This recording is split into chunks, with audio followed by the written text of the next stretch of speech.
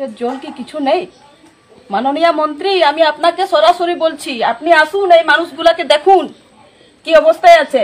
প্রত্যেক দিন চোখের থেকে জল পড়ছে। এই মানুষটা হ্যান্ডিক্যাপ মানুষ, একটা চোখে দেখতে পায় না, অথচ কোনো ভাতা পায়নি, বাড়ি ঘর তো কিছু পায়নি। আমি মেতাম কানা নোয়ার না জবাব আনলে বাবা অনে যে নরম গুদিরে দুড়ুব কাতে মারাং মারাং ভাষণ লইয়া আমার দিন খেলা শেষ। আমরা সবাই একত্রিত হয়ে আপনাকে 2026-এ গো হারাবো। এটা আমরা মায়ের চোখের জলে আমি এই কথাটা বলে যাচ্ছি। দেখুন কিভাবে কান্না করছে। এই ঘর দুয়ারে এনারা থাকছে, অথচ কিচ্ছু পায়নি, সমস্ত সরকারি সুযোগ সুবিধা থেকে বঞ্চিত হয়ে আছে। দেখলেন তো, এরা ভাতাও পায় না, ঘরও পায় না। কারা পায় জানেন? চটি চাটারা, যাদের বড় বড় পাকা বাড়ি আছে তারা পায়, কারণ তাদের তেল আছে। এরা গরিব মানুষ, তাই এরা পায় না।